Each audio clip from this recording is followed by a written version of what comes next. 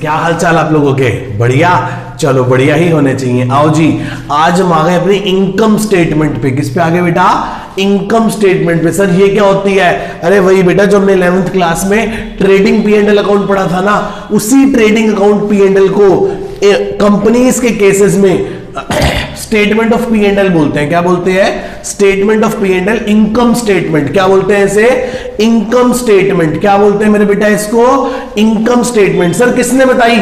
Sir companies act 2013 ने बताई। किसने बताई? कंपनीज एक्ट 2013 ने बताई। क्या बताया?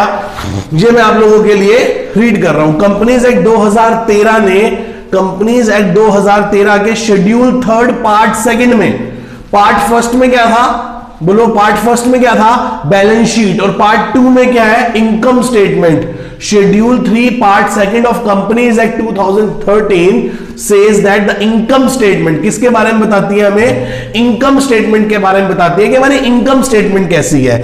ठीक है जी, तो आपको बोर्ड पे दिखाई देगी इनकम स्टेटमेंट। देखो ध्यान से एक बार, क्या कहता है वो? Statement of P&L is a statement show the financial performance. किसके बारे में बताती है? फाइनेंशियल परफॉर्मेंस के बारे में बताती है किसी एक कंपनी के। दैट इज प्रॉफिट अर्न्ड और loss during the accounting period. किसी भी अकाउंटिंग पीरियड के अंदर कितना प्रॉफिट है, कितना लॉस हुआ है। फॉर्मेट आपके सामने ये रहा। Format of the statement of P&L prescribed in part 2। Part 1 में बैलेंस शीट थी, पार्ट 2 में क्या है? Income statement. किसके? शेड्यूल 3। कहां है शेड्यूल 3? कंपनीज एक्ट 2013 में है। ये आपके सामने। सबसे पहले होता है रेवेन्यू फ्रॉम ऑपरेशन। क्या होता है बेटा? Revenue from operation. ठीक है। फिर other income. Revenue from operation का मतलब होता है सेल्स। जो भी अब रेवेन्यू मतलब सेल, ऑपरेशन मतलब जो आपकी बिजनेस एक्टिविटी है। ठीक है जी, रेवेन्यू फ्रॉम ऑपरेशन। और दूसरा होता है अदर इनकम। ये टोटल बनती है टोटल रेवेन्यू। फिर हम बात करते हैं खर्चों की। खर्चों में सबसे पहले आता है कॉस्ट ऑफ मटेरियल कंज्यूम्ड। फिर आता है purchase of stock in trade. फिर आता है change in inventory of finish goods, work in progress and stock in trade. आगे फिर हम बात करते हैं एम्प्लॉय बेनिफिट एक्सपेंसेस की। एम्प्लॉय के बेनिफिट पे कितना पैसा खर्च किया। फिर हम बात करते हैं फाइनेंशियल कॉस्ट की। फिर हम बात करते हैं डेप्रिसिएशन एंड अमोर्टाइजेशन की। डेप्रिसिएशन जो टेंजिबल एसेट्स पे लगता है और अमोर्टाइजेशन जो इंटेंजिबल एसेट्स पे लगती है। फिर हम बात करते हैं बाकी बचे हुए अदर एक्सपेंसेस की, खर्चों की। इन सबको प्लस कर दोगे 4 नंबर को, यदि 4 नंबर को आप टोटल ऐड कर दोगे तो ये निकल जाएगा टोटल एक्सपेंस। क्या बन जाएगा बेटा? ये टोटल एक्सपेंस। टोटल एक्सपेंस जो है ना, अच्छा जी, टोटल एक्सपेंस। अब आप यदि टोटल रेवेन्यू में से टोटल एक्सपेंस मतलब पॉइंट नंबर 3 में से पॉइंट नंबर 4 माइनस कर दोगे तो आपका आ जाएगा PBT, प्रॉफिट बिफोर टैक्स। यदि आप सारे रेवेन्यू में से सारे खर्चे माइनस कर दोगे तो आपका आ जाएगा प्रॉफिट बिफोर टैक्स। फिर जब आप टैक्स माइनस कर दोगे तो ये आपका आ जाएगा PAT, profit after tax. Profit after tax. तो ये है पूरे का पूरा। कंप्यूटर भाषा मुझे बड़ा कर दो। ओ बड़ा हो गया। हाँ जी, अब ध्यान से सुनो। देखो बेटा, अब बच्चे कह रहे हैं सर इसको कैसे ऊपर नीचे कर सकते हैं? नहीं बेटा, इसका ऑर्डर हम चेंज नहीं कर सकते। इसका ऑर्डर हम चेंज नहीं कर सकते।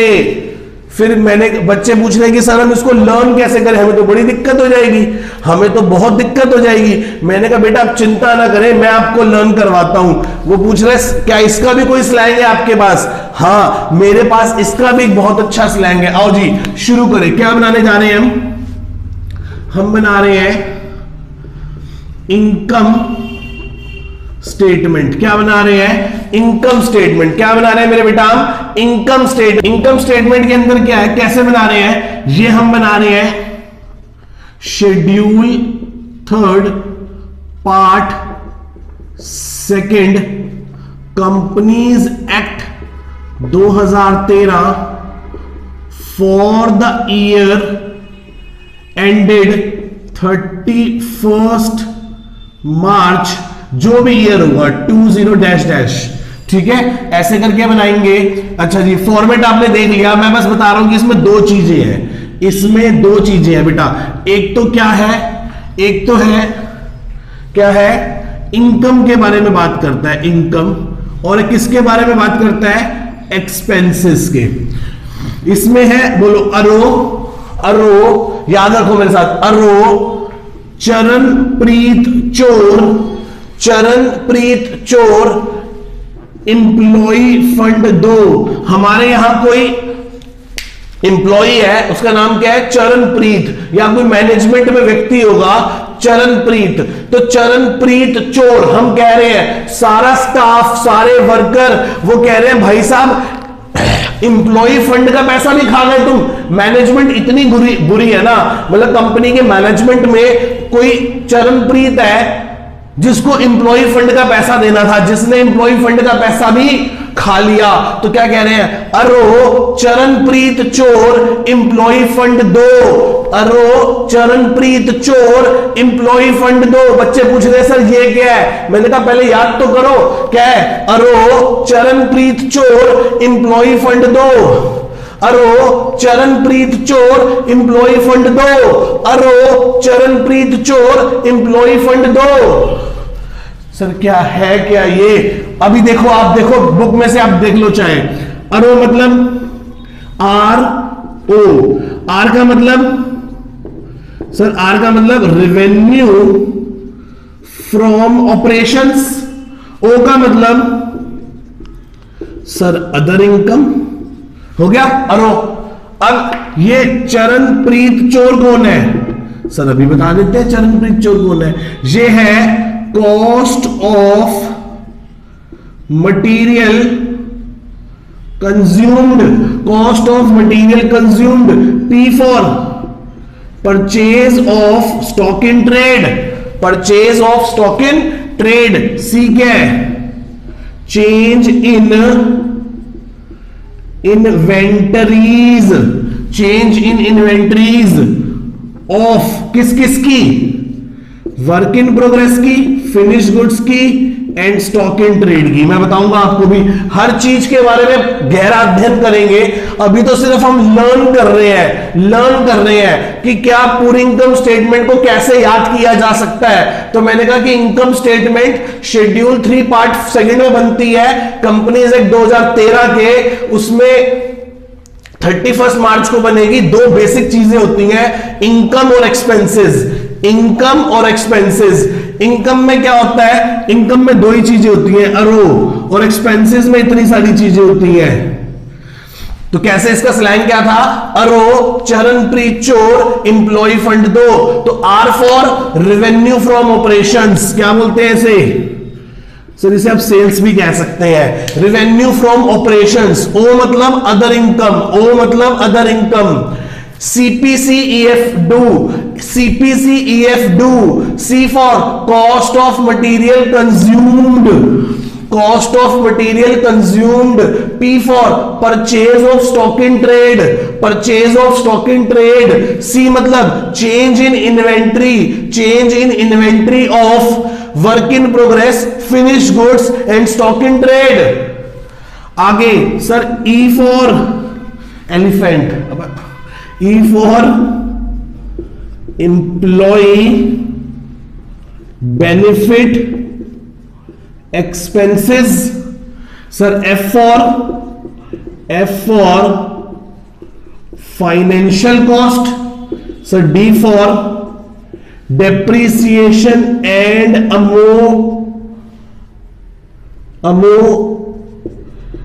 अमोर्टाइजेशन। हाँ सर यही था। O मतलब अदर एक्सपेंसेस। हो गया, लर्न हो गया, हो गया। चलो दोबारा से एक बार। R for revenue from operation, अरो में R कौन है? Revenue from operation. O कौन है? Other income. चरणप्रीत चोर एम्प्लॉय फंड दो, चरणप्रीत चोर एम्प्लॉय फंड दो। कंपनी के बाहर खड़े होकर बड़े जोर जोर की नारे लग रहे हैं, चरणप्रीत चोर एम्प्लॉय फंड दो, चरणप्रीत चोर एम्प्लॉय फंड दो। मेरे साथ सब लोग बोलो, बोलो, घर बैठे सभी बच्चे बोलो, चरणप्रीत चोर एम्प्लॉय फंड दो, चरणप्रीत चोर एम्प्लॉय फंड दो, चरणप्रीत चोर एम्प्लॉय फंड दो। हंस रहे हो, अबे नालायक को याद करवा रहा हूं, ठीक है। खैर सर ठीक है बेटे, teaching is an art, teaching is an art. आओ इधर। So C for cost of material consumed, cost of material consumed. P for purchase of stock in trade, C for change in inventory, change in inventory of किस किस की, work in progress की, finish goods की and stock in trade की। याद करो मैंने आपको करंट एसेट्स में इन्वेंट्री पढ़ाई थी। इन्वेंट्री के अंदर मैंने आपको 6 चीजें बताई थी, raw material, work in progress, finish goods. ये तो 3 चीजें वो हो गई जो मैन्युफैक्चरर के पास होती हैं, और जिस चीज की हम ट्रेडिंग करते हैं उसका हमारे पास क्या पड़ा होता है, स्टॉक इन ट्रेड। क्या पड़ा होता है, stock in trade. Loose tool spare parts की बात हम कर नहीं रहे, तो हम 4 चीजों की बात कर रहे हैं, रॉ मटेरियल की, वर्क इन प्रोग्रेस की, फिनिश गुड्स की और स्टॉक इन ट्रेड की।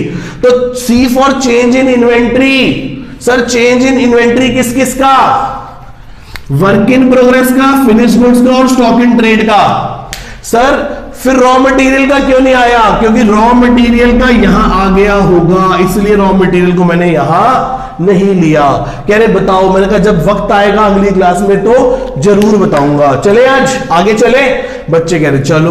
तो सी क्या था, cost of material consume. P क्या था, purchase of stock in trade. C क्या था, चेंज इन इन्वेंट्री। आगे ई फॉर इंप्लॉय बेनिफिट, जो आप खर्चा कर रहे हो इंप्लॉय के बेनिफिट पे, जो वेजेस दे रहे हो, सैलरी दे रहे हो, उन पे जो भी खर्च, उनको जो भी पर्क्स दे रहे हो, जो भी उस पर खर्चा कर रहे हो। F for financial cost. D for depreciation and amortisation. O for other expense. O for other expense, that is called 1 और दैट इज कॉल्ड 2। अब यदि हम ए में से बी माइनस करेंगे तो ये निकल जाएगा पीबीटी। कैसे निकलेगा, 1 माइनस 2 पीबीटी आ जाएगा। पीबीटी में से लेस क्या करेंगे, टैक्स लेस करेंगे, तो ये क्या आ जाएगा बेटा, ये आ जाएगा पीएटी, प्रॉफिट आफ्टर टैक्स। क्या आ जाएगा बेटा, profit after tax. Profit before tax में से टैक्स माइनस करेंगे तो ये आ जाएगा profit after tax. A B 1 2। अरो चरणप्रीत चोर इंप्लॉय फंड 2। मैं आपको सच बता रहा हूं, यदि आप ध्यान से सुनोगे ना तो आपको लर्न हो गया होगा अब तक। दोबारा से बोलो एक बार, R for revenue from operation, O for other income, C for C for cost of material consume, P for purchase of stock in trade, मुझे भी ये लर्न हो गया। C for change in inventory of work in progress, finish goods, stock in trade. E for employee benefit, F for financial costs, D for depreciation and amortization, O for other expense। 1 में से 2 गया PBT, tax minus किया PAT। Format मैंने नहीं बनाया, मैंने सिर्फ आपको लर्न करने के लिए वाली सारी बात समझा दी। आई होप आप सब लोगों को ये सारी बात अच्छे से क्लियर हो गई होगी, यहां तक लर्न हो गई होगी, समझना। तो अब हम शुरू करते हैं बेटा, ठीक है। चले यहां तक किसी को कोई डाउट है, आओ जी अब हम शुरू करने जा रहे हैं। अब हम शुरू करने जा रहे हैं पहला आर, मतलब रिवेन्यू फ्रॉम ऑपरेशंस। हम इसको पहले रीड करते हैं और समझते हैं कि क्या कहता है। पढ़े बेटा, आओ जी शुरू करें। कहते हैं revenue from operation means revenue earned by a company, जो रेवेन्यू कंपनी कमाती है फ्रॉम इट्स ऑपरेटिंग एक्टिविटी, उसकी ऑपरेटिंग एक्टिविटी। बेटा मैं आपको सच बताता हूं, बिल्कुल सच एकदम। आज भाई दूज का नेक्स्ट डे है, शायद छोटी दिवाली वाले से छुट्टी थी कोचिंग की। मैं उस दिन से लेके आज तक ना घर सिर्फ 2 बार गया हूं, क्योंकि मेरे को टोटली शूट करना था, मेरा बहुत सारा काम था। तो मैं सुबह से लेके शाम तक पता है किस काम में एंगेज हूं, टीचिंग में। तो ये मेरी कोर बिजनेस एक्टिविटी है। वैसे भी जब फेस टू फेस क्लास चलती है तब भी हम सुबह 7:30 बजे से लेकर रात को 10 बजे तक बच्चों के साथ एंगेज रहते हैं, सुबह से शाम तक। तो ये मेरी कोर बिजनेस एक्टिविटी है, मेन एक्टिविटी है। इससे मिलने वाली फीसेस, इससे मिलने वाले पैसे क्या कहलाएंगे, रेवेन्यू फ्रॉम ऑपरेशन। पर इसका मतलब सिर्फ ये नहीं है कि मेरे को सिर्फ ट्यूशन इनकम ही आती है, मुझे सिर्फ कोचिंग इनकम ही आती है। मेरे पास और भी कुछ बिजनेसेस है, और भी कुछ अदर इनकम्स है जहां से मुझे पैसा आता है, कुछ प्रॉपर्टी है जहां से रेंट आता है, कुछ कंपनी के शेयर्स है जहां से डिविडेंड आता है, कुछ कंपनी के डिबेंचर, बॉन्ड्स, बैंक में एफडी है जिनका मुझे इंटरेस्ट आता है, और एक पार्टनरशिप फर्म में मैं स्लीपिंग पार्टनर हूं जिसमें सिर्फ मैंने कैपिटल इन्वेस्ट कर रखा है, वहां से मुझे प्रॉफिट आता है ईयर एंड पे। तो मेरे को और भी बहुत सारी इनकम है, पर मेरी जो कोर बिजनेस एक्टिविटी है ना वो टीचिंग है, और टीचिंग प्रोफेशन से मिलने वाली फीस मेरा रेवेन्यू फ्रॉम ऑपरेशन है, और वो जब जो छोटी मोटी बाकी सब इनकम है वो सब मेरा क्या है बेटा, अदर इनकम। वो सब क्या है मेरा, अदर इनकम। आओ जी एक बार दोबारा से रीड करें। Revenue from operation means revenue earned by the company from its operating activity, that is activity carried on by a company to earn a profit। वो एक्टिविटी जो हम करते हैं प्रॉफिट को कमाने के लिए।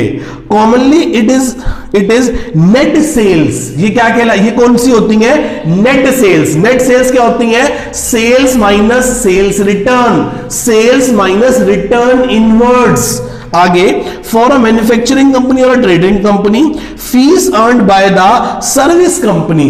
Service company like doctor, teacher, lawyer, coaching centres, ठीक है, एकेडमीज, ये सारी की सारी चीजें। For a service company and interest and dividend earned by a financial company. Sir यदि मेरे को इंटरेस्ट और डिविडेंड मिल रहा है ना, तो मेरे लिए ये एक अदर इनकम है, क्योंकि मेरी मेन कोर एक्टिविटी ये नहीं है। पर बैंक को इंटरेस्ट और डिविडेंड मिल रहा है तो ये उसकी कोर एक्टिविटी हो सकती है, उसका मेन काम ही हो सकता है, तो वो इसे उसके लिए रेवेन्यू फ्रॉम ऑपरेशन है। मान लो कोई मिस्टर एक्स है जिन्होंने एनबीएफसी खोल रखा है, मतलब कोई फाइनेंस कंपनी खोल रखी है, आप ऐसे समझो, और उनका काम ही क्या है, लोगों को ब्याज पे पैसा देना और उनसे ब्याज लेना। तो उनके लिए इंटरेस्ट क्या है, अदर इनकम है या रेवेन्यू फ्रॉम ऑपरेशन है, उनके लिए रेवेन्यू फ्रॉम ऑपरेशन है। मान लो कोई इन्वेस्टर है सॉरी, मान लो कोई इन्वेस्टर है, मान लो कोई इन्वेस्टर है, कोई कौन है, इन्वेस्टर, जिसका काम है कंपनीज में पैसा इन्वेस्ट करते रहना, बस कभी इस कंपनी में, कभी उस कंपनी में, कभी उस कंपनी में। तो ऐसे लोगों को जब डिविडेंड मिलता है तो वो उनकी अदर इनकम नहीं होती, वो उनकी क्या बन जाती है, वो उनकी क्या बन जाती है, रेवेन्यू फ्रॉम ऑपरेशन। क्या बनती है बेटा, रेवेन्यू फ्रॉम ऑपरेशन। तो इस बात का ध्यान रखना आपके और हमारे लिए, यदि आपके पापा भी कोई ऐसा काम नहीं करते, तो मतलब उनका कोई बैंक नहीं है, कोई ब्याज पे पैसा नहीं देते, कोई लैंडलॉर्ड नहीं है कि किराया नहीं आता, यदि कोई बिजनेस करते हैं, तो आपके और हमारे को भी कहीं ना कहीं छोटा मोटा रेंट आता होगा, इंटरेस्ट आता होगा, डिविडेंड आता होगा।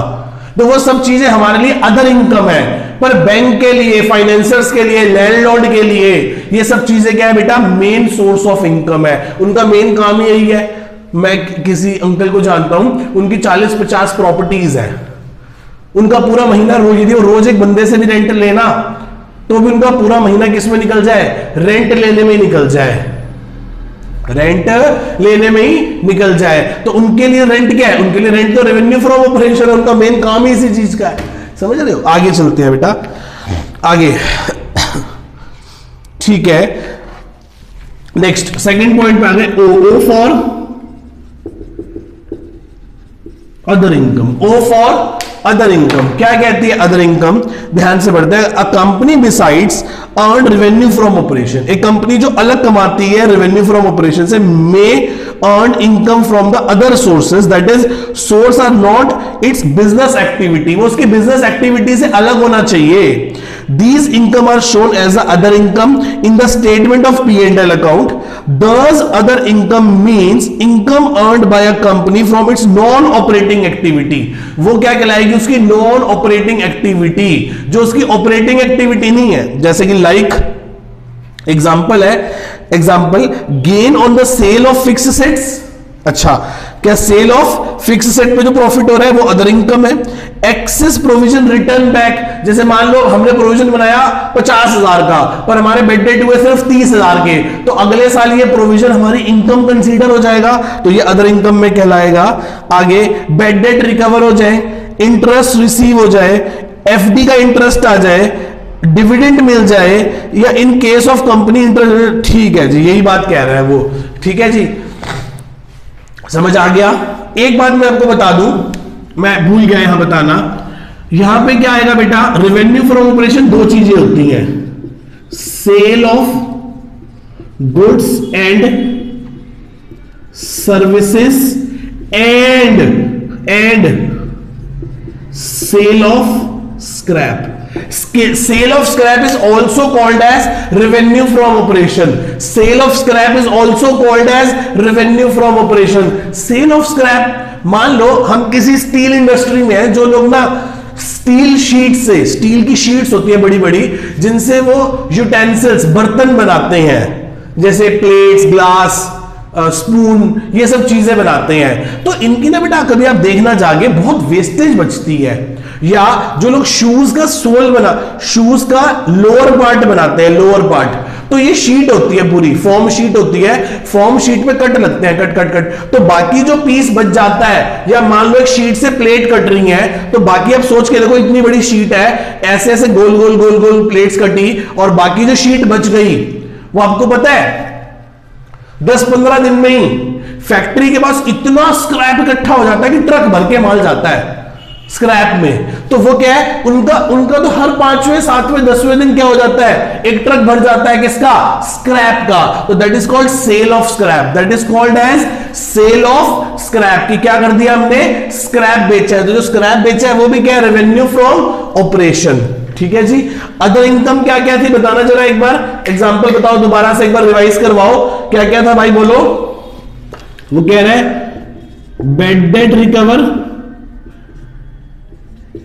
एक्सेस प्रोविजन, रिटर्न बैक, फिर interest, dividend, rent by non financial company. किसी नॉन फाइनेंशियल कंपनी के लिए इंटरेस्ट, रेंट, डिविडेंड, मतलब हम लोगों के लिए, जनरल लोगों के लिए. और भी कोई पॉइंट था, हाँ, profit on sale of fix asset. तो याद रखना क्या क्या, bad debt recover, excess provision जो वापस ले लेंगे, profit on sale of fix assets, interest, rent, dividend receive, they are also all are called as a other income. ये सभी क्या कहलाएंगे बेटा, हमारी अदर इनकम कहलाएंगी. ये सभी हमारी क्या कहलाएंगी, अदर इनकम कहलाएंगी. क्या आपको यहां तक मेरे किसी भी भाई बंधु को कोई डाउट है? पक्का क्लियर है सारे का सारा? चले आगे. ठीक है जी, आज के लिए बस इतना सही, छोटी सी वीडियो कवर अप करते हैं, और नेक्स्ट क्लास में हम किसको शुरू कर देंगे, अपने एक्सपेंसेस को स्टार्ट कर देंगे. आओ जी, आज हम आ गए अपनी किस पे, एक्सपेंसेस पे. किस पे आ गए बेटा, आज हम अपने एक्सपेंसेस पे, खर्चों की बात करते हैं. क्या था याद है आपको, अरोज चरणप्रीत चोर एम्प्लॉय फंड दो, अरोज चरणप्रीत चोर एम्प्लॉय फंड दो, अरोज चरणप्रीत चोर एम्प्लॉय फंड दो. बहुत आसान है ये, बस आपको पेशेंस रखने हैं थोड़ी देर, और जल्दी खत्म हो जाएगा. बहुत बहुत आसान है ये. शुरू करें सर, किससे शुरू करें, सी से. C for cost of material consumed, कि कितने का मटेरियल हमने कंज्यूम कर लिया. सर यहां मटेरियल का जो लेना देना है ना, वो किससे है, सिर्फ रॉ मटेरियल से. सर ये सिर्फ कौन, ये कॉस्ट ऑफ मटेरियल कंज्यूम कौन निकालते हैं, जो मैन्युफैक्चरर होते हैं, सिर्फ वही निकालते हैं, और कोई नहीं निकालता. कॉस्ट ऑफ मटेरियल कंज्यूम सिर्फ वही लोग निकालते हैं जो मैन्युफैक्चरिंग बिजनेस में होते हैं, वही निकालते हैं कि वो ये देखना चाहते हैं इस पूरे पीरियड में, इस पूरे साल में हमने कितने का मटेरियल कंज्यूम कर लिया, हमने कितने का मटेरियल, कितने का रॉ मटेरियल हमने कंज्यूम कर लिया. मैं आपको समझाता हूं कैसे. जरूर साल के शुरू में हमारे पास क्या पड़ा होगा, opening stock of raw material, फिर हमने क्या किया होगा, फिर हमने किया होगा परचेज ऑफ रॉ मटेरियल, हमने खरीदा होगा, फिर हमने क्या कर दिया होगा, बेच दिया होगा, क्लोजिंग, फिर हमारे पास साल के आखिरी में क्या पड़ा होगा, closing stock of raw material. मतलब मान लो मेरे पास शुरू में 400 रुपए का रॉ मटेरियल पड़ा था. कितने का रॉ मटेरियल पड़ा था बेटा, 400 रुपए का रॉ मटेरियल पड़ा था. मैंने 1600 का और परचेज कर लिया, तो 400 का पड़ा था, साल की शुरुआत में, मतलब 1 अप्रैल को मेरे पास 400 रुपए का स्टॉक पड़ा था। मैंने रॉ मटेरियल परचेज पूरे साल में, मैंने सारे बिल निकाल के चेक करे तो मैंने देखा कि मैंने पूरे साल में जो रॉ मटेरियल मंगवाया है सप्लायर से, क्रेडिटर से, कैश पे खरीदा है, वो 1600 का है। और 31 मार्च को मेरे पास जो क्लोजिंग स्टॉक पड़ा है वो पड़ा है 500 रुपए का। कितने का पड़ा है बेटा? 500 रुपए का। इट मींस 1500 रुपए के रॉ मटेरियल को, 1500 रुपए के रॉ मटेरियल को मैंने क्या कर लिया होगा बेटा? 1500 रुपए के रॉ मटेरियल को मैंने क्या कर लिया होगा? कंज्यूम्ड कर लिया होगा। किस लिए कंज्यूम किया होगा? For the production of finish goods. इसका मतलब पूरे साल में, इसका मतलब पूरे साल में 1500 रुपए का रॉ मटेरियल, 1500 रुपए का रॉ मटेरियल कंज्यूम करके हमने फिनिश गुड बनाए होंगे। क्योंकि साल के शुरू में मेरे पास 400 रुपए का रॉ मटेरियल था, फिर मैंने कितने का और खरीदा? मैंने कितने का और खरीदा? 1600 रुपए का खरीदा, 1600 रुपए का और खरीदा।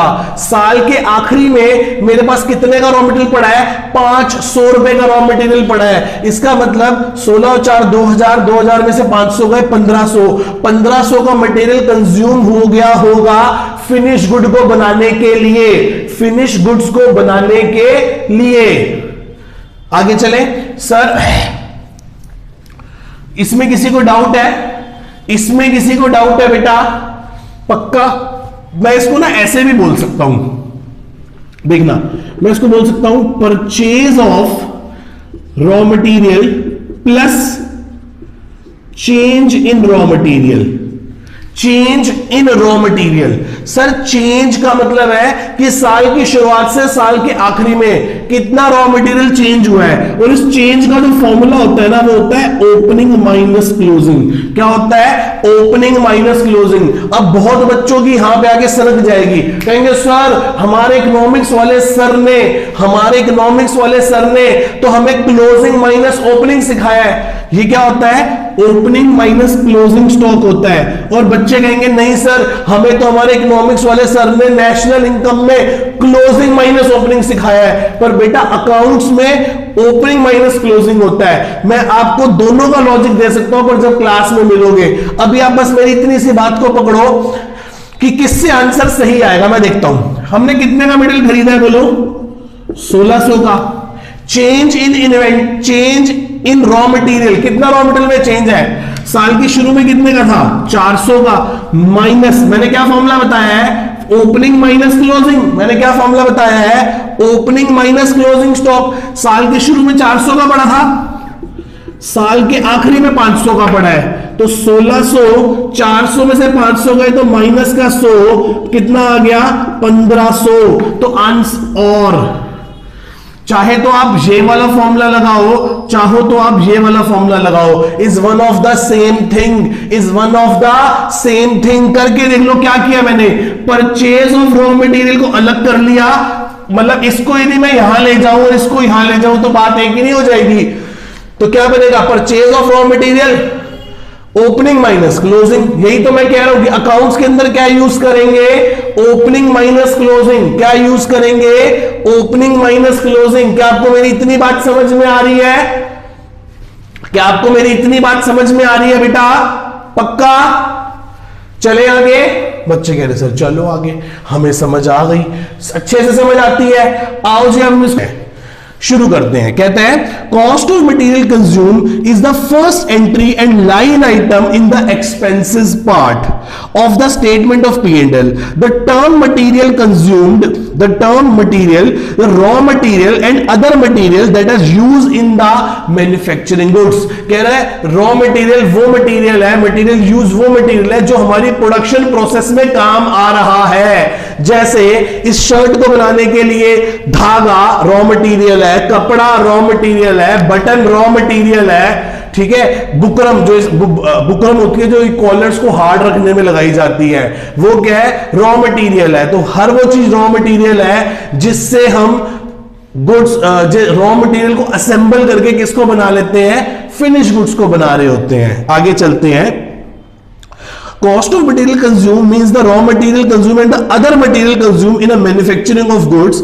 Does it opening stock of material plus purchase of material minus closing stock of material? बेटे यही फॉर्मूला बोला है उसने भी जो मैंने आपको समझाया है।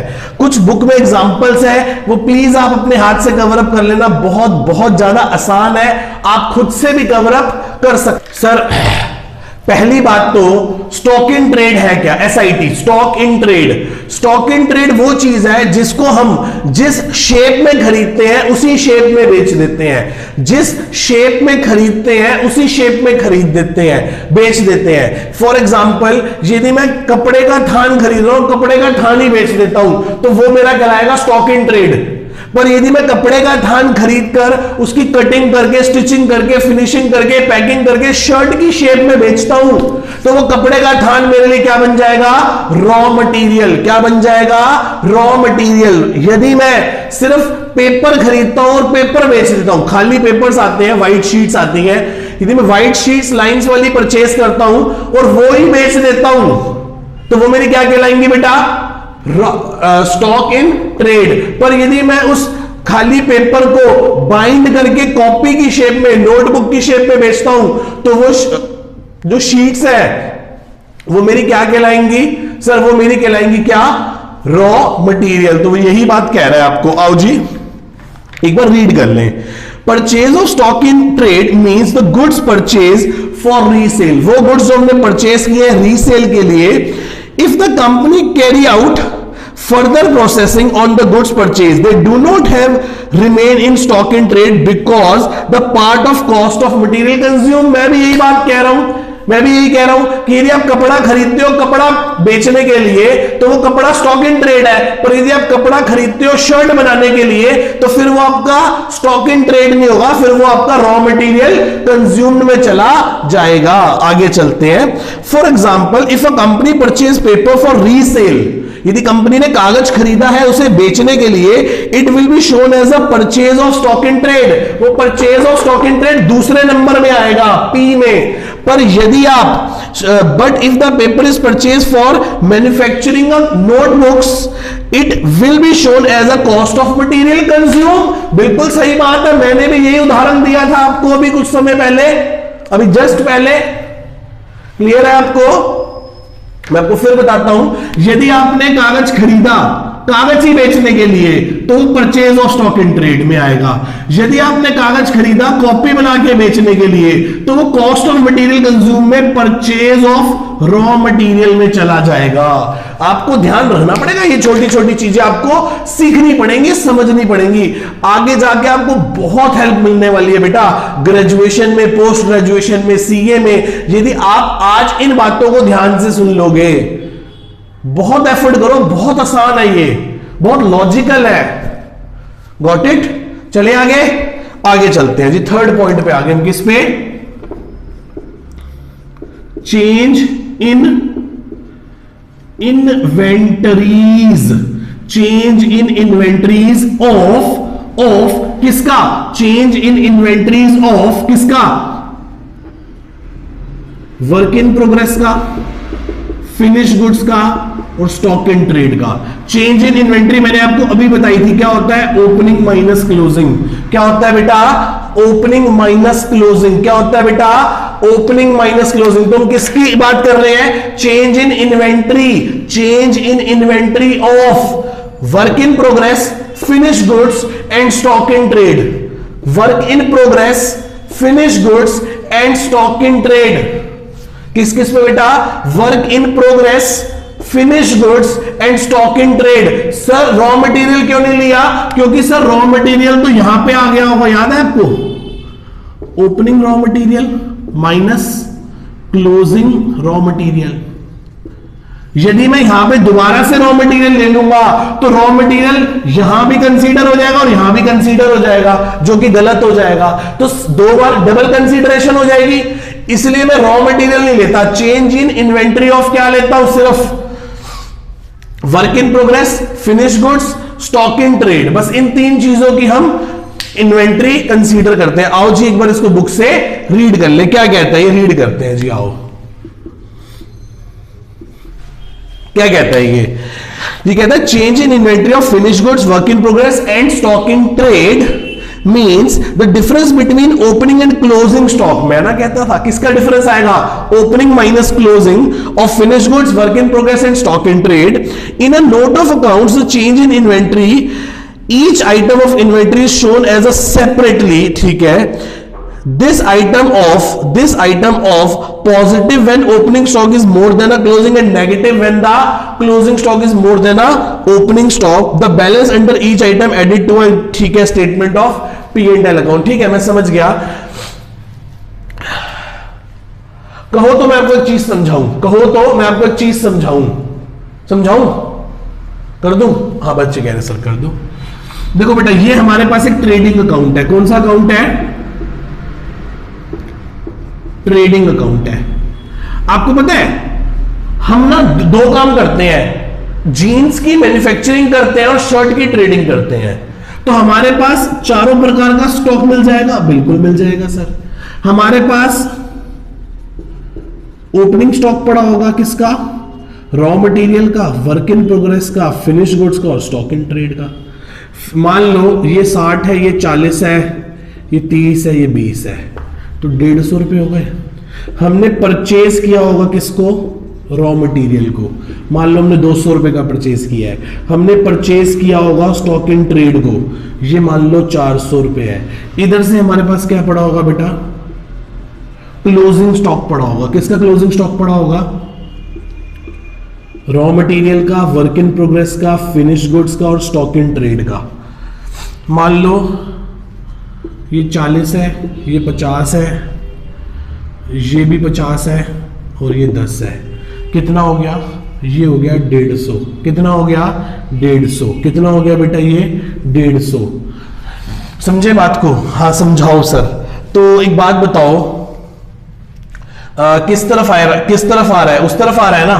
तो ये लो जी, ये क्या आ गया मैं आपको बताता हूं, 600, 750। एक सेकेंड, एक गलती कर दी हमने, इसे हम कर देते हैं 60 रुपए। तो ये हो गया 200 रुपए।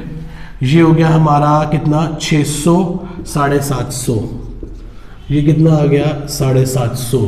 ये 750 में से 200 गए तो कितना आ गया, 550। ये 550 क्या है मैं आपको अभी बताता हूं।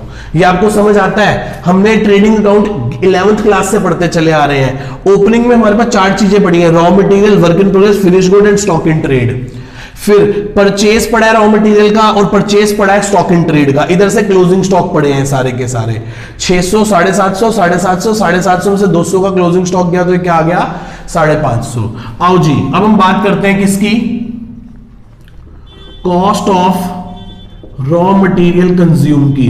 क्या फॉर्मूला होता है, opening stock of raw material. Sir 60 रुपए पड़ा है, चेक करो, ये देखो 60 रुपए है ये रहा। परचेज ऑफ रॉ मटेरियल ये रहा 200 रुपए, minus closing stock of raw material कितना है, 40 रुपए। तो हमने पूरे टाइम में कितना रॉ मटेरियल कंज्यूम किया, 220 रुपए का। कितने का रॉ मटेरियल कंज्यूम किया बेटा, 220 रुपए का। फिर दूसरा आता है purchase of stock in trade. Purchase of stock in trade, कितना स्टॉक इन ट्रेड परचेज किया है sir, stock in trade purchase किया है हमने 400 रुपए का। कितने रुपए का परचेज किया बेटा, 400 रुपए का स्टॉक इन ट्रेड हमने परचेज किया है। आगे फिर क्या आता है बेटा, चेंज इन इन्वेंटरीज। इन्वेंटरी में चेंज किसका, वर्क इन प्रोग्रेस का, फिनिश गुड्स का और स्टॉक इन ट्रेड का। क्या फॉर्मूला होता है, ओपनिंग माइनस क्लोजिंग। क्या फॉर्मूला होता है, ओपनिंग माइनस क्लोजिंग। क्या फॉर्मूला होता है, ओपनिंग माइनस क्लोजिंग। तो वर्क इन प्रोग्रेस देखना कितनी है जरा एक बार, 40 में से 50 गई, 40 में से 50 गई तो माइनस की 10। फिनिश गुड्स 30 और 50, सर 30 में से 50 गई तो माइनस 20। स्टॉक इन ट्रेड 20 है, कितना है बेटा, 20। 20 में से 60 गए, 20 में से 60 गए तो माइनस के 40। नहीं, एक सेकंड, गड़बड़ तो नहीं कर दी हमने? ठीक है जी, कितना हो गया ये, 40 में से 50 गए -10, 30 में से 50 गए -20, 20 में से 60 गए -40। तो ये कितना हो गया, माइनस के 70 हो गए। माइनस के कितने हो गए बेटा, ये 70 रुपए माइनस के हो गए। चेंज इन इन्वेंट्रीज, तो तीन चीजें निकाली, cost of material consume, purchase of stock in trade और चेंज इन इन्वेंट्रीज। तो करके देख लो एक बार कितना आ रहा है बेटा, एक बार करके देखो कितना आ रहा है। 620 माइनस 70 कितना आ गया सर, ये आ गया ना वही 550 रुपए। यहां भी 550 आ रहा है, यहां भी 550 आ रहा है। क्या है ये, टोटल कॉस्ट है ये। अभी इस टोटल, वैसे तो मैं इसे कॉस्ट ऑफ गुड सोल्ड कह सकता हूं, क्या कह सकता हूं, कॉस्ट ऑफ गुड सोल्ड, पर इसमें अभी कुछ कमी है, अभी इसमें कुछ और चीजें ऐड होनी है, तब जाके कॉस्ट ऑफ गुड सोल्ड बनेगा। क्या बनेगा, cost of good sold, cost of good sold बनेगा, थोड़ी देर में बनेगा, अभी एक शायद नेक्स्ट क्लास में बने। पर क्या आपको इतनी बात समझ आती है, चाहे आप ट्रेडिंग अकाउंट बना के कर लो, चाहे आप ऐसे कवर अप कर लो, आंसर 550 आ रहा है। देख रहे हो आप, क्या आपको मेरी इतनी बात समझ में आ रही है बेटा? क्या आपको मेरा, ये देखो आप दोबारा एक बार देख लो, ये ट्रेडिंग अकाउंट है और ये इनकम स्टेटमेंट में मैंने तीन चीजें डाली हैं। रॉ मटेरियल कंज्यूम, क्या फॉर्मूला होता है, opening stock of raw material plus purchase of raw material minus closing stock of raw material. फिर आता है purchase of stock in trade, stock in trade कितना परचेज किया है, 400 रुपए का। फिर आता है change in inventory of work in progress, finish goods and stock in trade. Work in progress में कितना था, साल के शुरू में 40 था, साल के आखिरी में 50 था, तो -10। फिनिश गुड्स साल के शुरू में 30 था या 50 था, तो -20। स्टॉक इन ट्रेड साल के शुरू में 20 का पड़ा था, साल के आखिरी में 60 का पड़ा था, -40। कुल मिला के -70। इन सबको ऐड किया तो कॉस्ट ऑफ गुड सोल्ड कितना आ गया, 550। पर इसमें अभी कुछ चीजें छोटी मोटी और ऐड करनी है मैं आपको। चलो बच्चे कंपेल कर रहे हैं कि बता दो सर सीओजीएस कब बनेगा। ये तो क्या है, कॉस्ट ऑफ मटेरियल्स है, यानी इसमें प्लस कर देंगे हम क्या, डायरेक्ट एक्सपेंसेस। क्या ऐड कर देंगे, डायरेक्ट एक्सपेंसेस।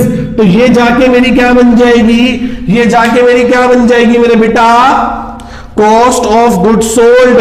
क्या बन जाएगी हमारी, कॉस्ट ऑफ गुड सोल्ड। क्या बन जाएगी ये, कॉस्ट ऑफ गुड्स सोल्ड, ये बन जाएगी। सर डायरेक्ट एक्सपेंस क्या होते हैं, तो मैं आपको बता दूं, ये जो ई है ना, E employee benefit, employee benefit expense में से सिर्फ क्या लेनी है, वेजेस। सिर्फ क्या लेनी है, वेजेस, क्योंकि यही वेजेस जो वर्कर को पे करते हैं, जो हमारी फैक्ट्री में काम कर रहा है मशीन पे, जो रॉ मटेरियल को किस में कन्वर्ट कर रहा है, फिनिश गुड में, सिर्फ वही ऐड होगी। और एम्प्लॉय बेनिफिट में जितने भी खर्चे होंगे वो कंसीडर नहीं होंगे। उसी प्रकार से ये ओ है, ओ मतलब सर ये जो अदर एक्सपेंस है ना, अदर एक्सपेंस, इसमें से भी क्या लेंगे, कैरेज इनवर्ड। याद करो 11th क्लास में ट्रेडिंग अकाउंट में आता था कैरेज इनवर्ड। ये वो किराया भाड़ा है, ये वो किराया भाड़ा है जो खर्च किया जाता है, जो खर्च किया जाता है किस पे, रॉ मटेरियल को फैक्ट्री तक लाने का खर्चा। That is called carriage cartage freight. क्या वर्ड है, दोबारा बोलो, carriage cartage freight, carriage cartage freight, carriage cartage freight. तो ये तीनों, ये कैरेज कार्टेज फ्रेट जो इनवर्ड वाला है, इनवर्ड होता है जो फैक्ट्री में लाने का होता है, आउटवर्ड होता है बना हुआ सामान कस्टमर तक पहुंचाने का किराया भाड़ा। तो ये जो किराया भाड़ा हम खर्च कर रहे हैं इनवर्ड वाला, ये जो किराया भाड़ा हम खर्च कर रहे हैं इनवर्ड वाला, ये ऐड होगा। ये क्या होगा मेरे बेटा, ये ऐड होगा। तो तब जाके कहीं क्या बनेगा हमारा, सीओजीएस। क्या बनेगा हमारा बेटा, सीओजीएस। समझ आया? तो सीओजीएस का फॉर्मूला मुझे लर्न हो गया, cost of material consume plus purchase of stock in trade plus change in inventory plus employee benefit में से सिर्फ वेजेस, अदर एक्सपेंस में सिर्फ कैरेज इनवर्ड। यदि मैं इन सबको ऐड कर दूं यदि मैं इन सबको ऐड कर दूं तो मेरा क्या निकल आएगा, बोलो बेटा, मेरा COGS निकल आएगा, cost of goods sold. Sir ये बहुत ज्यादा काम आने वाला है। रेशियो के अंदर एक रेशियोज है, inventory turnover ratio, stock turnover ratio, वहां ये रेशियो, वहां ये बहुत ज्यादा काम आएगा कैलकुलेट करने के। क्या समझ आया आपको? आज हमने कितनी टर्मिनोलॉजीज पढ़ी? आज हमने 3 टर्मिनोलॉजीज पढ़ी। कौन कौन सी पढ़ी? Cost of material consumed, purchase of stock in trade, और फिर चेंज इन इन्वेंट्रीज। क्या पढ़ी? Change in inventory. सिर्फ इतना सा ही आज हमने पढ़ा है। कोई डाउट किसी को यहां तक? पक्का? ठीक है जी। हेलो फ्रेंड्स, क्या हाल चाल आप लोगों के? बढ़िया? चलो बढ़िया ही होने चाहिए। आओ जी, आज हम आ गए अपने नेक्स्ट लेक्चर पे। आज हम क्या पढ़ने वाले हैं? सर हम CPC पढ़ चुके हैं, आज हम पढ़ने वाले हैं एम्प्लॉय बेनिफिट एक्सपेंसेस। सर जो एम्प्लॉइज पे, स्टाफ पे, वर्कर्स पे पैसा खर्च किया जाता है उसके बारे में बात कर रहे हैं। ये 2 प्रकार के होते हैं सर। ये एक होते हैं डायरेक्ट एक्सपेंसेस और एक होते हैं इनडायरेक्ट एक्सपेंसेस। एक डायरेक्ट होते हैं और दूसरे कौन से होते हैं? इनडायरेक्ट होते हैं। एक डायरेक्ट होते हैं और दूसरे कौन से होते हैं? इनडायरेक्ट होते हैं। एक बार बुक से रीड कर लेते हैं, फिर देन आफ्टर समझने की कोशिश करते हैं। कहता है employee benefit means the payment to and for the benefit of employee. किसके बेनिफिट के लिए खर्चा कर रहे हैं हम? एम्प्लॉय की बेनिफिट के लिए खर्चा कर रहे हैं। आगे पढ़ते हैं। For example wages, salary, bonus. Wages, salary, एक बात याद रखना, वेजेस हमेशा वर्कर को देते हैं और वर्कर फैक्ट्री में होता है तो वो डायरेक्ट एक्सपेंस है। सैलरी हमेशा इंप्लॉय को देते हैं, सैलरी हमेशा इंप्लॉइज को देते हैं। इंप्लॉय हमेशा ऑफिसेज में, कॉर्पोरेट ऑफिसेज में जॉब करते हैं और वो इनडायरेक्ट एक्सपेंस होता है। आगे बढ़ते हैं। मतलब वेजेस उस वर्कर को देते हैं जो हमारे रॉ मटेरियल को फिनिश गुड में कन्वर्ट कर रहा होता है और वो डायरेक्ट एक्सपेंस का पार्ट है। तो वेजेस डायरेक्ट एक्सपेंस का पार्ट है। ठीक है। आगे जो सैलरी देते हैं वो स्टाफ को देते हैं और स्टाफ को भी प्रोडक्शन नहीं कर रहा होता, वो हमेशा क्या कर रहे होते हैं? इनडायरेक्ट जॉब कर रहे होते हैं। जैसे कि ऑफिस में होंगे, कॉर्पोरेट ऑफिस में होंगे, हमारे अकाउंटेंट होंगे, हमारे चार्टर्ड अकाउंटेंट होंगे, हमारे सेल्स पर्सनल होंगे, हमारी सेल्स की टीम होगी, हमारी मार्केटिंग की टीम होगी, हमारी फाइनेंस की टीम होगी, हमारी टैक्सेशन की टीम होगी, हमारी एडमिनिस्ट्रेशन की टीम होगी, हमारी कॉर्पोरेट ऑफिस की टीम होगी। कुछ भी डायरेक्टर, CFO, CEO, कंपनी की टॉप लेवल मैनेजमेंट, वो सब कौन है? इनडायरेक्ट इंप्लॉइज जो सैलरी लेते हैं। और वर्कर कौन है?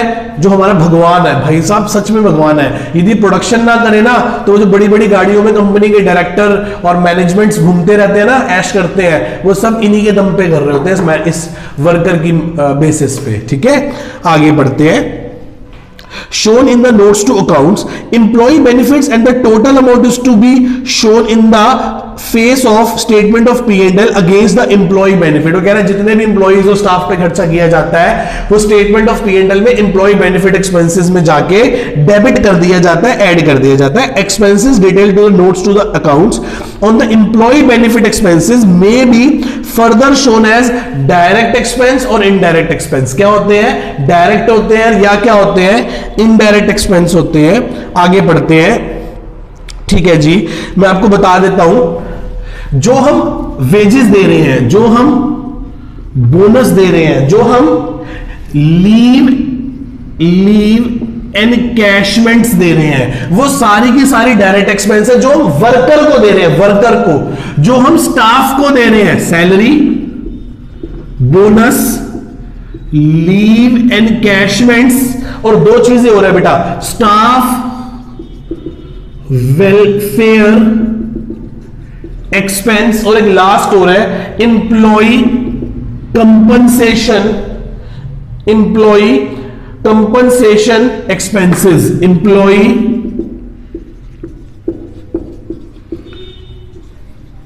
कंपनसेशन एक्सपेंसेस, इसे बोलते हैं ESOP।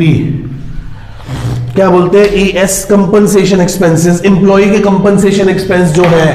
इसका मतलब यदि आप वर्कर को, जो हमारे फैक्ट्री में मशीन पे काम कर रहा है, हमारी फैक्ट्री में मशीन पे काम कर रहा है, उसको वेजेस दो, उसको बोनस दो, उसको लीव एनकैशमेंट दो, तो वो डायरेक्ट एक्सपेंस है। यदि आप किसी इंप्लॉई को जो हमारे ऑफिस में, हमारी ऑफिस में अदर देन फैक्ट्री कहीं भी काम कर रहा है हमारे लिए, तो वो कौन है बेटा? हमारा स्टाफ है। स्टाफ को क्या देते हैं? सैलरी। सैलरी के साथ साथ उसे क्या देते हैं? बोनस देते हैं, लीव एनकैशमेंट, छुट्टी के अगेंस्ट पैसा देते हैं। जो वो छुट्टी मैंने आपको पहले ही बताया था, यदि छुट्टी करनी थी उसने नहीं करी और उसके बदले में हम उसे पैसे दे देते हैं, तो leave encashment, staff welfare, employee compensation, ये सारे के सारे खर्चे, ये सारे के सारे खर्चे क्या कहलाते हैं बेटा? ये सारे के सारे खर्चे क्या कहलाते हैं? Indirect expense. सर बच्चे कंफ्यूज, सर ये बोनस और लीव एनकैशमेंट तो दोनों में ही आ रही है।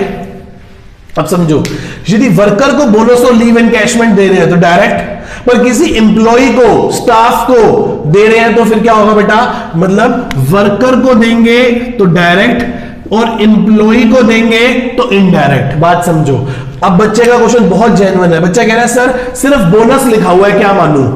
तो आप यदि साइलेंट है, या तो वो बता दे कि वर्कर को दे रहे हैं कि एम्प्लॉय को दे रहे हैं। वर्कर को दे रहे हैं बोनस और लीव एनकैशमेंट्स तो डायरेक्ट है, और स्टाफ को दे रहे हैं, एम्प्लॉय को दे रहे हैं तो इनडायरेक्ट है। पर यदि क्वेश्चन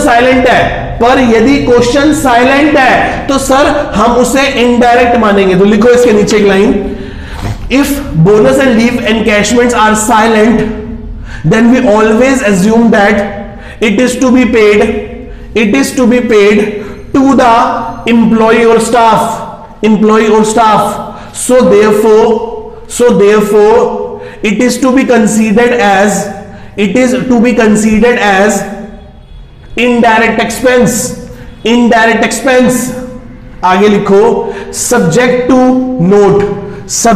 टू नोट, मतलब आप सेफर साइड में रहने के लिए, बचे रहने के लिए नीचे नोट दे देना कि देखो जी बोनस और लीव एनकैशमेंट साइलेंट है, इसलिए मैं मान रहा हूं कि वो हमने किसी इंप्लॉई को दिया होगा, और इंप्लॉई सैलरी लेता है, वो फैक्ट्री में काम नहीं करता, वो इनडायरेक्ट पार्ट है, तो इसलिए हम उसे इनडायरेक्ट एक्सपेंस का पार्ट मान रहे हैं, हम उसे डायरेक्ट एक्सपेंस का पार्ट नहीं मान रहे। मतलब मैडम के मन में कोई कंफ्यूजन होगी तो आपका नोट पढ़ के दूर हो जाएगी कि बच्चे को सारी बात अच्छे से पता है, बच्चे को सारी बात अच्छे से पता है। नोट दे दो कि मैडम की भी कंफ्यूजन दूर हो जाए, तुम्हारी भी कंफ्यूजन दूर हो जाए। खैर हमें तो कोई कंफ्यूजन है ही नहीं, है ना, हमने तो पढ़ लिया अच्छे से।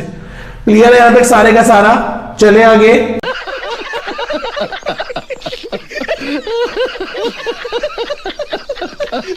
आओ जी, अब हम पढ़ने जा रहे हैं फाइनेंशियल कॉस्ट के बारे में। किसके बारे में पढ़ने जा रहे हैं बेटा? फाइनेंशियल कॉस्ट के बारे में। क्या कहती है, ध्यान से पढ़ते हैं। क्या होती है फाइनेंशियल कॉस्ट? कहते हैं financial cost incurred by a company on the borrowings, that is loan taken on it। जो भी हम लोन ले रहे हैं ना, और उस पे जो भी हमें इंटरेस्ट पे करना पड़ रहा है, या लोन प्रोसेसिंग फीस पे करनी पड़ रही है, या डिबेंचर इशू करने टाइम कोई डिस्काउंट देना पड़ रहा है, तो वो सब के सब क्या कहलाएंगे बेटा? फाइनेंशियल कॉस्ट कहलाएंगे। मैं दोबारा से पढ़ता हूं। Financial cost means incurred by the company on the borrowings, उधार पे, that is loan taken by it, therefore it include interest paid on it such as term loan, bank overdraft, cash credit limit। Cash credit limit पे, bank overdraft पे, किसी loan पे आप जो ब्याज दे रहे हो, और यदि आपने कोई डिबेंचर इशू किया है, बॉन्ड इशू किया है, उस पे भी। आगे चलते हैं। Finance cost also include as a loan processing fees. मैंने बोला ना क्या क्या आएगा इसके अंदर? Interest on debts. अब डेट्स कुछ भी हो सकते हैं, डिबेंचर हो सकते हैं, बॉन्ड्स हो सकते हैं, कोई बैंक का लोन हो सकता है, कुछ भी हो सकता है। फिर कोई यदि हमने लोन को प्रोसेस कराने की लोन प्रोसेसिंग फीस दी है तो वो भी, यदि हमने कोई डिस्काउंट दिया, discount on issue of debenture, वो भी, कोई यदि हम प्रीमियम दे रहे हैं, premium on redemption of debentures या बॉन्ड्स, यदि मान लो कोई डिवेंचर और बॉन्ड जो हमने 100 रुपए का इश्यू किया था, कल को 110 में रिडीम करेंगे, तो वो जो 10 रुपए एक्स्ट्रा देंगे वो प्रीमियम कहलाएगा। किस पे? रिडम्पशन पे। किसके? डिवेंचर और बॉन्ड के। तो वो जो लॉस होगा वो भी किसका पार्ट कहलाएगा? फाइनेंशियल कॉस्ट का पार्ट कहलाएगा। तो फाइनेंशियल कॉस्ट में क्या क्या आता है बेटा? इंटरेस्ट ऑन डेट्स, डेट्स में कुछ भी हो सकता है, बॉन्ड, बैंक लोन, डिवेंचर्स, कुछ भी।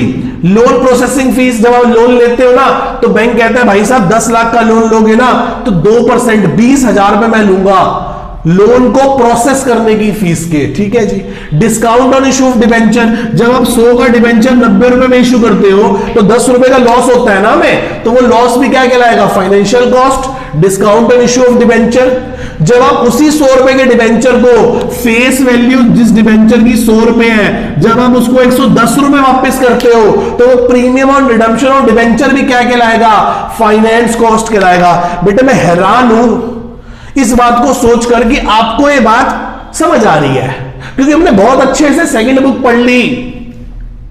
मैं हैरान हूं कि साल की शुरुआत में मैडम ये बुक कैसे पढ़ा देती है, जब आपको इन टर्म्स के मतलब ही नहीं पता थे, जब आपको ये वर्ड ही नहीं पता था, premium on redemption of debenture.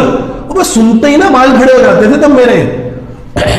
बच्चे ऐसे आगे बोलते थे मेरे को अप्रैल मई में, सर हमारे स्कूल में तो थर्ड बुक करा रहे हैं। मैंने यार मतलब क्या हो गया स्कूल वालों को? क्या वो इतनी डेप्थ में जाके एक शब्द को एक्सप्लेन कर पाएंगे? आज जब मैं बोल रहा हूं discount on issue of debenture, तो बच्चों के दिमाग में घंटी बज रही है कि हमने 6 केस पढ़े थे, हमने 6 केस पढ़े थे जब डिबेंचर 100 का 90 में इशू हुआ था।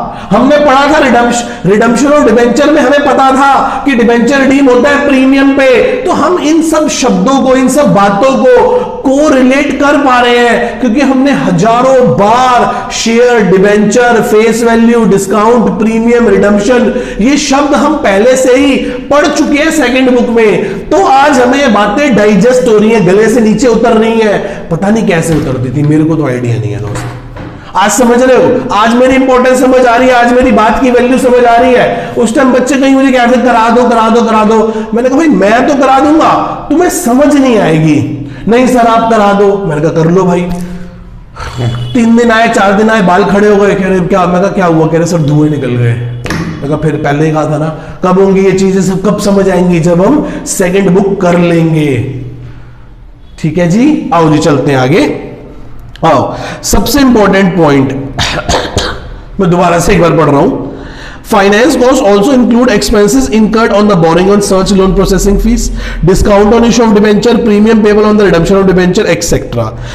आगे कह रहा है as such the expenses incurred by the company on the borrowings, however note सबसे इंपॉर्टेंट बात, सबसे इंपॉर्टेंट बात क्या कह रहा है वो? Bank charges, bank charges. जैसे बैंक चार्जेस, जब हमारा बैंक में अकाउंट है, बिल्कुल है। बैंक चार्जेस, जब हम बैंक हमसे चार्जेस लेता है, ATM charge, debit card charge, credit card charge, SMS alert charges, passbook charge, chequebook charge, annual accounts, account handling charge, ये सब करंट अकाउंट में लेते हैं। आपने वर्ड कम सुने होंगे, पर एसएमएस के तो पैसे कटते हैं, लॉकर रेंट के पैसे कटते हैं, चेकबुक इशू करवाओ तो पैसे कटते हैं, अकाउंट हैंडलिंग चार्जेस कटते हैं। तो ये सब बैंक चार्जेस है। बैंक चार्जेस फाइनेंस कॉस्ट में नहीं आएंगे। बच्चे गलती कर देते हैं, ये पेपर में कई बार आता है बैंक चार्जेस, बच्चे कहते हैं कौन सा खर्चा? Finance cost. मैं कहता ना ना ना ना ना, फाइनेंस कॉस्ट नहीं है, पढ़ते हैं। However bank charges are not shown under the finance cost but they are shown under other expenses. ये कहां शो होते हैं बेटा? अदर एक्सपेंसेस में। कहां चले गए ये चले गए अदर एक्सपेंसेस में। कहां पे? यहां सबसे लास्ट में चले गए, ये अदर एक्सपेंस में जाते हैं ये। They being expensive for service avail from the bank, जो हम सर्विस अवेल कर रहे हैं बैंक से, ये उसका खर्चा है। बात समझ रहे हो? क्लियर है यहां तक? इधर चला मैं उधर चला, जाने कहां मैं किधर चला, और फिसल गया ये तूने क्या किया। आओ जी, अब हम किस पे आ गए? डेप्रिसिएशन एंड अमोर्टाइजेशन में फिर बता दूं, इस पे AS10 लगता है, उसका नाम होता है PPE, plant property and equipment. AS10 क्या कहता है? मैं पहले से 11th क्लास से क्लियर है, मैं सिर्फ आपके लिए रीड कर देता हूं। Depreciation is an expense, write off to statement of P&L, it being cost of tangible assets, write off over their estimated useful life. Depreciation is a fall in the value of fixed assets due to usage, affliction of time, obsolescence, change in technology। यार पता है, depreciation tangible assets पे लगता है, land को छोड़कर किस पे लगता है? बिल्डिंग पे, प्लांट पे, मशीनरी पे, इक्विपमेंट्स पे। और अमोर्टाइजेशन किस पे लगता है? इंटेंजिबल एसेट्स पे, goodwill, trademark, copyright, software, marksheets, title, franchises, modes, designs, intellectual property rights. पढ़े थे ना हमने वहां कितने सारे एसेट्स में, इंटेंजिबल एसेट्स में बहुत सारे नाम पढ़े थे। क्या क्या थे? जल्दी बोलो जल्दी बोलो। Goodwill, trademark, copyright, patent, software, intellectual property rights, modes, designs, franchises, formula, recipe, titles, और ठीक है, ये सारे के सारे थे। ठीक है, और भी पढ़ लेना, 2-4 नाम और होंगे। ठीक है जी, तो इन सब पे क्या लगता है बेटा? अमोर्टाइजेशन। मैं पढ़ देता हूं। Amortisation like a depreciation is also expense to write off the statement of P&L account. कह रहे डेप्रिसिएशन जैसा ही खर्चा है, स्टेटमेंट ऑफ P&L अकाउंट से राइट ऑफ होता है। Being cost of intangible assets are write off over their estimated useful life. कि ये इंटेंजिबल एसेट की लाइफ को देखता है। मान लो मेरे पास 1 लाख की गुडविल है जो अगले 5 साल तक पूरी खत्म हो जाएगी, तो मैं हर साल 20-20 हजार रुपए अपनी गुडविल को अमोर्टाइज्ड करता चला जाऊंगा। आगे पढ़ते हैं। In the statement of P&L the total amount shown against depreciation and amortise expenses are detail given in notes to accounts of depreciation and amortisation. कहता है कि यहां तो सिर्फ अमाउंट लिख देते हैं, बाकी एसेट अकाउंट में जाके पूरा इसका एक टेबल बनता है, शेड्यूल बनता है। वो सब हम ग्रेजुएशन में और बड़े होके पढ़ेंगे कि कैसे पूरा दिखाते हैं। ब्लॉक ऑफ एसेट होता है। ब्लॉक ऑफ एसेट का कॉन्सेप्ट होता है बेटा, मान लो मेरे कोचिंग में 300 चेयर्स पड़ी हैं, तो 300 अलग अलग चेयर के अकाउंट नहीं बनेंगे। That is called block of asset. क्या कहलाता है वो? ब्लॉक ऑफ एसेट का कॉन्सेप्ट कहलाता है। ठीक है जी, आगे चलते हैं। लास्ट पे आ गए हम बेटा, किस पे? Other expenses. भाई साहब, जो ऊपर नहीं आए ना वो बस अब कहां जाएंगे? अदर एक्सपेंसेस में। खत्म जी खत्म। क्या कहता है? Other expenses are not shown under the above discuss 6 entries are shown under the other expense. कह रहा है जो ऊपर के 6 पॉइंट्स में नहीं आई वो कहां जाएगी? अदर एक्सपेंस में। The detail of expenses shown the other expenses given as the notes to accounts. It shown be kept in the mind to expense other expenses in notes to accounts on other expenses may be shown as a direct और indirect. वो भी यहां पे भी कह रहा है कि अदर एक्सपेंस के भी 2 पार्ट होंगे। कौन से होंगे? एक तो होगा डायरेक्ट एक्सपेंस और एक होगा इनडायरेक्ट एक्सपेंस। ठीक है जी, मैंने आपको पहले भी बताई थी ये बात। अदर एक्सपेंसेस, अच्छा जी, अदर एक्सपेंसेस वो कहता है, मैं दोबारा से पढ़ रहा हूं। Other expenses may be shown as direct और indirect expenses. For example, carriage inward क्या कहलाएगा बेटा? Carriage inward, carriage outward are shown as the other expenses. जो कैरेज इनवर्ड है ना बेटा, क्या वर्ड है? कैरेज इनवर्ड, वो डायरेक्ट है, और जो कैरेज आउटवर्ड है वो इनडायरेक्ट एक्सपेंस है। वो क्या बेटा? इनडायरेक्ट एक्सपेंस है। वो क्या बेटा? इनडायरेक्ट एक्सपेंस है। वो क्या है बेटा? इनडायरेक्ट एक्सपेंस है। जैसे कि जब हम रॉ मटेरियल को, कच्चे माल को फैक्ट्री तक लेके आते हैं, तो दैट इज उस पे जो किराया भाड़ा खर्च किया जाता है वो कहलाता है डायरेक्ट एक्सपेंस। और जब वो सामान फिनिश होके बन जाता है, जब हम उसको अपने शोरूम तक या शोरूम से कस्टमर तक पहुंचाने के लिए जो भी किराया भाड़ा खर्च करते हैं वो क्या कहलाता है? Indirect expense. It is a part of cost of good sold, और it is a part of selling and distribution expenses. किसका पार्ट है ये पार्ट है सेलिंग एंड डिस्ट्रीब्यूशन का, और ये पार्ट है COGS का। किसका पार्ट है? COGS, cost of good sold. तो COGS से मुझे याद आ गया cost of goods sold, that is called CO. ये क्या बन गई बेटा? सीओ जीएस बन गई। क्या बन गई हमारी? CO GS. क्या फॉर्मूला होता है सीओ जीएस का? सर सीओ जीएस का फॉर्मूला 3-4 फॉर्मूले होते हैं, मैं आपको बता देता हूं। एक फॉर्मूला होता है opening stock plus purchase plus direct expenses minus closing stock. 11th class में हमने पढ़ा था, 11th क्लास में हमने पढ़ा था, एक हमने फॉर्मूला पढ़ा था सेल्स माइनस ग्रॉस प्रॉफिट। और एक फॉर्मूला हम अब पढ़ने जा रहे हैं, किसका? क्या पढ़ने जा रहे हैं? जो हमने अभी इनकम स्टेटमेंट से निकाला, क्या था? Cost of material consumed plus क्या? Plus purchase of stock in trade plus change in inventories, किसकी? वर्क इन प्रोग्रेस की, फिनिश गुड्स की और स्टॉक इन ट्रेड की। फिर क्या था उसके बाद? प्लस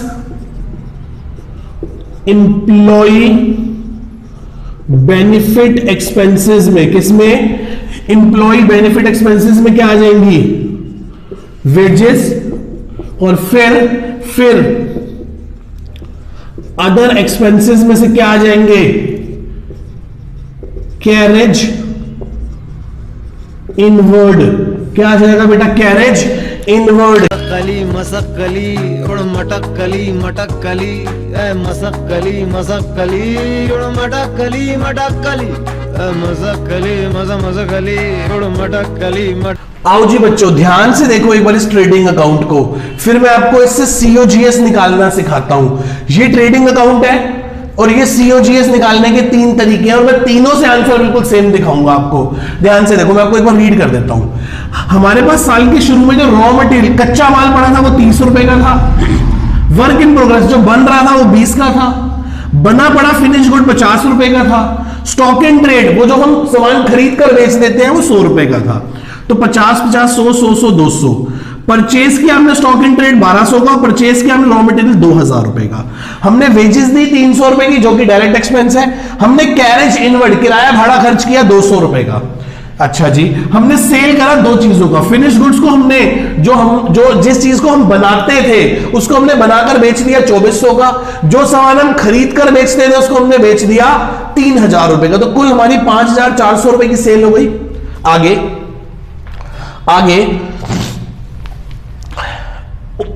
साल के आखिरी में हमारे पास रॉ मटेरियल पड़ा था 20 रुपए का कच्चा माल। जो माल बन रहा था वो था 40 रुपए का। जो माल बनकर रेडी हो चुका था वो था 20 रुपए का। और बना बड़ा माल कितने रुपए का था? 150 रुपए का था। कितने का था बेटा? 150 रुपए का था। कितने का था बेटा? 150 रुपए का था। क्या आपको इतनी बात क्लियर है सभी को? चले आगे। बच्चे कह रहे सर चलो, अब हम क्या निकालने जा रहे हैं? Cost of goods sold, COGS. ये बेटा बहुत बहुत बहुत ज्यादा काम आने वाला है। ये बहुत ज्यादा काम आने वाला है जब हम इन्वेंट्री टर्नओवर रेशियो निकाल रहे होंगे। जब हम इन्वेंट्री टर्नओवर रेशियो निकाल रहे होंगे ना तो हमारे बहुत काम आएगा। तब हमें सीओजीएस चाहिए होगा। इसे बोलते हैं, इसको सीओजीएस भी बोलते हैं और इसका एक नाम और है cost of revenue from operations. क्या बोलते हैं ऐसे? Cost of revenue from operation. Cost है किसकी? Revenue from operation. जो सेल करी है उसकी कॉस्ट कितनी है? सेल की कॉस्ट कितनी है? मैंने कहा निकाल लेते हैं, कौन सी बड़ी चीज है, निकाल लो। एक बार बताओ, साल के शुरू में कितने का स्टॉक पड़ा है? टोटल सारा स्टॉक 200 रुपए का। ठीक है, हमने परचेस कितने की करी है? इन दोनों को ऐड कर दो, 3200 रुपए की परचेस करी है। ठीक है, हमने डायरेक्ट एक्सपेंस कितने का करा है? वेजेस और कैरेज 500 रुपए के हमने डायरेक्ट एक्सपेंस करे हैं। माइनस साल के आखिरी में स्टॉक कितने का पड़ा है? 230 रुपए का पड़ा है। बिल्कुल पड़ा है जी। तो कर दो जरा एक बार, 3200 और 200 3400 3400 प्लस 500 माइनस 230, ये आ गया 3670। 3670 कितना आ गया बेटा ये 3670। अब एक फॉर्मूला हो रहा है हमारे पास कि हम सेल में से ग्रॉस प्रॉफिट को माइनस कर देते हैं। सर हमने 5400 रुपए की सेल करी है 5400 की, 5400 रुपए की सेल में 5400 की सेल में जो मेरा मुनाफा है ना, मुनाफा जो प्रॉफिट है वो मेरा 1730 रुपए है। तो मुझे बताओ 5400 में से यदि मैंने 1730 का प्रॉफिट कमाया है तो इसको माइनस करने से मेरे गुड्स की कॉस्ट निकल जाएगी 3670। क्या निकल जाएगी बेटा 3670 मेरे गुड्स की कॉस्ट निकल जाएगी। 3670 मेरे गुड्स की क्या निकल जाएगी 3670 मेरे गुड्स की क्या निकल जाएगी कॉस्ट निकल जाएगी। क्या आपको इतनी बात क्लियर है? क्या आपको इतनी बात क्लियर है सभी बच्चों को? चले आगे। बच्चे कह रहे सर चलो आगे आगे बढ़ते हैं। Sorry, cost of material consume, cost of, अभी तीसरा है और एक तीसरा फॉर्मूला है जो हमने ये वाले दोनों फॉर्मूले हमने 11th क्लास में सीखे थे। आज वाला फॉर्मूला ये है कॉस्ट ऑफ मटेरियल कंज्यूम। क्या फॉर्मूला था बताना? कॉस्ट ऑफ मटेरियल कंज्यूम का, cost of raw material consume का क्या फॉर्मूला था? Opening plus purchase minus closing. बिल्कुल सर यही था फॉर्मूला। ओपनिंग बताना रॉ मटेरियल कितना है सर 30 रुपए का, परचेज कितने की करी है 2000 रुपए की। तो क्या मैं लिख देता हूं, लिख दूं बेटा? फॉर्मूला पता चल गया, opening plus purchase minus closing. तो मैं फॉर्मूला अब मैं प्लस माइनस करने जा रहा हूं। ओपनिंग में 30 रुपए का रॉ मटेरियल पड़ा है, जो रॉ मटेरियल हमने परचेज किया है वो 2000 रुपए का है, और साल के आखिरी में रॉ मटेरियल 20 रुपए का पड़ा है। ठीक है जी, तो ये आ गया 2010, 2010 रुपए का, 2010 रुपए का रॉ मटेरियल कंज्यूम पड़ा है हमारे पास। आगे purchase of stock in trade, purchase of stock in trade, कितने का स्टॉक इन ट्रेड परचेज किया हमने सर 1200 रुपए का परचेज किया। ये देखो purchase of stock in trade 1200 रुपए है। दिख गया बेटा सबको? आगे चलूं, आगे change in inventory, change in inventory, inventory में कितने का चेंज है देखो सर, किस किस की वर्क इन। अच्छा, चेंज इन इन्वेंट्री का क्या फॉर्मूला होता है? Opening minus closing. Work in progress साल के शुरू में 20 की, साल के आखिरी में 40 की, तो 20 minus 40 is equals to minus 20। आगे फिनिश गुड्स साल के शुरू में 50, साल के आखिरी में 20, तो 50 minus 20 that is called 30। Stock in trade साल के शुरू में 100, साल के शुरू में 100, साल के आखिरी में 150, तो 100 माइनस 150 माइनस 50, 70 में से 30 गए तो माइनस की 40 आ गई इन्वेंट्री। चेंज इन इन्वेंट्री कितनी आ गई? माइनस की 40, माइनस की 40। समझ रहे हो? आगे चलते हैं। फिर क्या है जी, एम्प्लॉय बेनिफिट में एक्सपेंस कितने हैं, वेजेस कितनी है सर 300 रुपए की। सर अदर एक्सपेंस में कैरेज इनवर्ड कितना है सर 200 रुपए का। कर लो जरा एक बार प्लस करो, 36 ये आ गया 2010 प्लस 1200 माइनस 50 रुपए, सॉरी माइनस 40 रुपए प्लस 300 रुपए प्लस 200 रुपए, तो ये आ गया 3670। तो अब ध्यान से एक बात को समझो, 3670, तो चाहे आप ऐसे COGS निकाल लो, चाहे ऐसे COGS निकाल लो, चाहे ऐसे COGS निकाल लो, तीनों से आंसर क्या आने वाला है? सेम आने वाला है। तीनों से आंसर क्या आने वाला है बेटा? सेम आने वाला है। तो मैंने आपको पूरे का पूरा cost of revenue from operation, क्या बोलते हैं इसको अकाउंटिंग, फाइनेंशियल अकाउंटिंग की लैंग्वेज में, कॉर्पोरेट अकाउंटिंग की लैंग्वेज में क्या बोलते हैं? Cost of revenue from operation. क्या बोलते हैं बेटा इसको? Cost of revenue from operation. क्या बोलते हैं? Cost of revenue from operation. ये बहुत ज्यादा महत्वपूर्ण है, बहुत ज्यादा इंपॉर्टेंट है। जब हम क्या पढ़ेंगे? जब हम क्या पढ़ेंगे? क्या पढ़ेंगे? बोलो बोलो जल्दी बोलो, क्या पढ़ेंगे? रेशियो के अंदर इन्वेंट्री टर्नओवर रेशियो पढ़ेंगे, तो ये मेरे बहुत काम आने वाला है। क्लियर है अच्छे से? ठीक है जी, tata bye bye see you love you all. ये चैप्टर यहां खत्म हो गया, ये चैप्टर यहां खत्म हो गया। एक छोटा सा थ्योरी का पार्ट है बेटा, मैं उम्मीद करता हूं कि आप खुद पढ़ लेंगे। वो क्या क्या है? ऑब्जेक्टिव है, पार्टीज है, लिमिटेशंस है, ये सारी चीजें आप बुक से एक बार बेटा खुद रीड कर लेना। थ्योरी पोर्शन है, प्लीज एक बार आप खुद रीड कर लेना। मेरे को जो मेरे समझाने वाला पार्ट था ना, वो मैंने आपको सारा एक एक डेप्थ में जाके, डिटेल में जाके, ये 8-9 लेक्चर लगा के पूरा कवर अप कर दिया। आई होप आपको अब यहां सब कुछ अच्छे से समझ आ गया होगा। क्लियर है? Bye bye, love you all.